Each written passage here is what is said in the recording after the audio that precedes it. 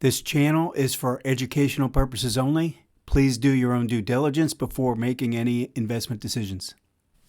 This is Joe Rabil. So what I'd like to do today is go through some examples of trend change using the daily chart on some stocks, and I want to focus in on the 1, 2, 3 reversal. But I want to show you how it can be confirmed by the moving averages. All right, and I want to show you how sometimes the moving averages will sink in first, or other times they'll come in later.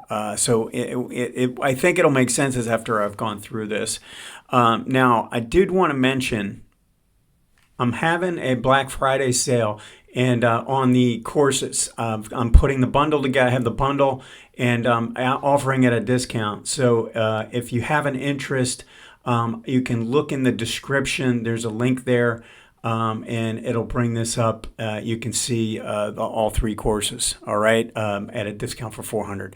All right, let's go ahead and move on.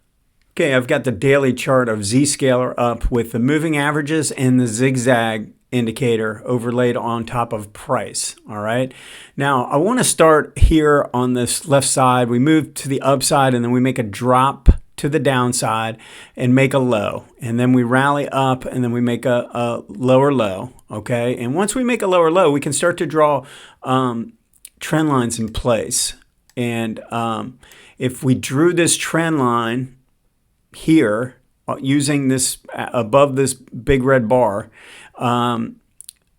we would have not had a break of the trend line until we made this move here, this rally to the upside.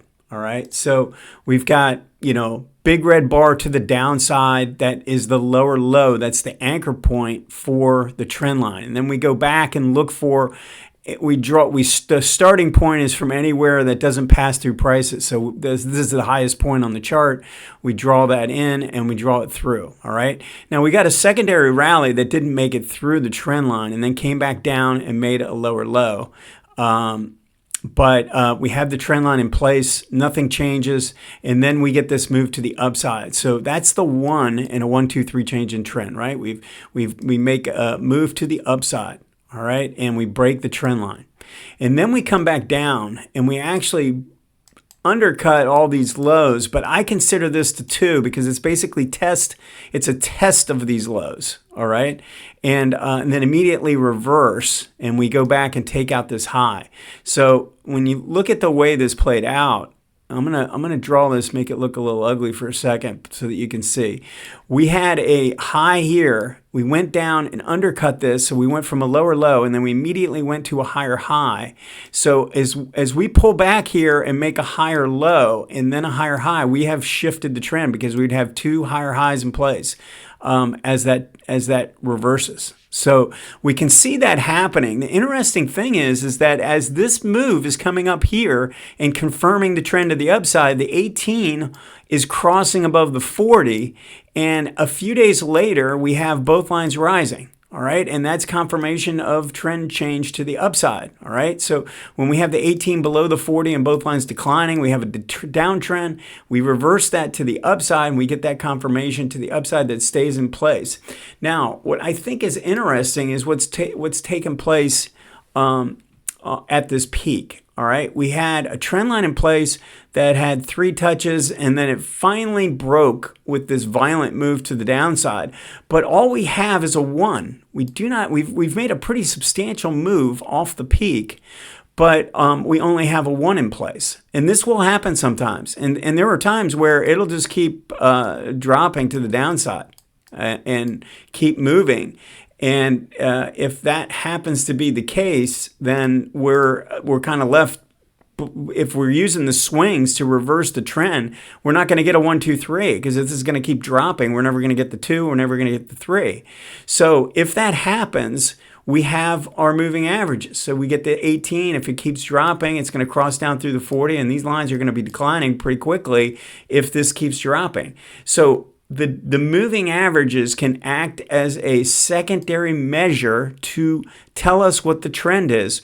We want to use both. I would recommend using both, making sure that you're looking at both all the time, but there will be times where this could take place where just keeps dropping. Now, I actually think this is due for a rally, and these could move in that direction. This could form the two and then turn down, and then right around the same time, we're getting a confirmation of the moving averages. We're also getting at the same time, we're getting a reversal on this time frame.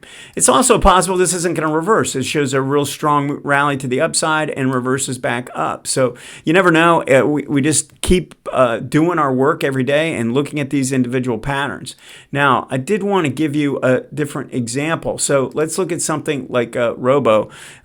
This is the ETF for robotics, right? So now you can draw the trend line however you like, meaning you can draw this line off of this low here, that way, right?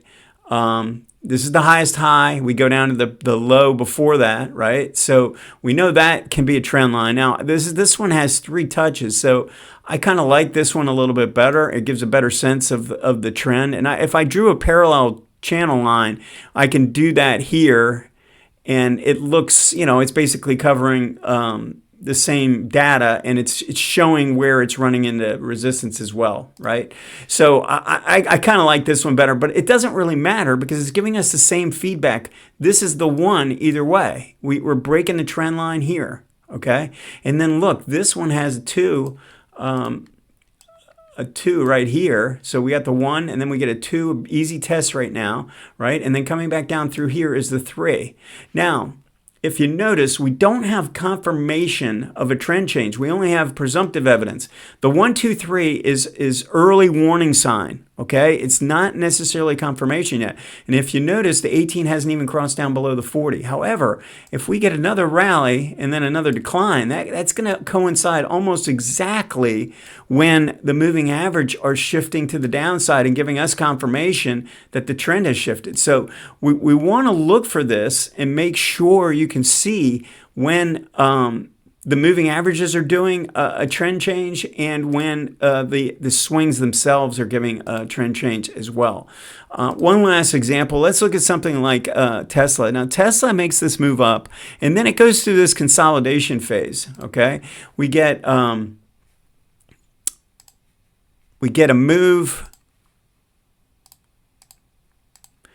here where let me draw a trend line. So we get we can see this where it's consolidating, like we're consolidating here, but we break the trend line, we make a higher low. We had made a lower low here, right? Then we make a higher high, a higher low, and then a higher high. So even though this is inside of a consolidation pattern, we get confirmation right here as this is taken high, right about on the one of these 2 bars. We're getting confirmation that the trend is shifting back to the upside, okay? And then we get a pullback to follow, but if you notice, we're getting right about the exact same time is where the moving averages are rising and confirming that. It's almost identical. Almost to the day, we get confirmation of the trend is shifting back to the upside, okay? And then you get the pullback to follow. So these are the types of things I think can be a big advantage when you're trading. You want to know what the trend is. You want to know whether there's a reversal coming or a reversal in place, right? And if there is one, then then you have to be ready, right? You have to see that the trend is there and it's time to go. All right. Look at something like this. We've got, so if I were to draw my trend line in, here's the low following the high. So if I look at this, really, the only trend line I can draw is something along these lines, right?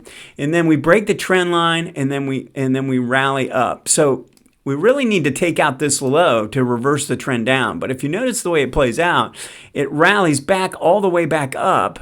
And we've got kind of like a flat 40. We got the 18 declining, but the 40 is flat here, and it never really gets into a position where we have both lines declining. So we don't have a downtrend based on the moving averages, and we don't have a downtrend based on the swings, right? So we're caught inside this channel here. Until we break out or break down, we're in this transitional phase. And I would almost ignore the moving average crosses and stuff like that when I know that we've got a situation where until we take out this low, right, or take out this high, we're in a transitional phase without any confirmation of the trend. Okay, so once that's in place, stop getting whipped around by moving average crosses or anything like that. The odds are that the movement is not going to be great enough to really get the moving averages in a position to turn them either positive or negative. So wait for confirmation of a trend shift using the 1, 2, 3 after we're in transition, right? So if this were to go back to a new high, we know that we start the phase all over again. We draw the trend line off of this low, right? Because we go to a new high, then we use this low here as our anchor point, and then we'd be drawing a trend line like this, right? And then we'd be starting the process all over again. All right. So I hope this helps. Make sure you're going through in detail what's taking place in the swings and what's taking place in the moving averages.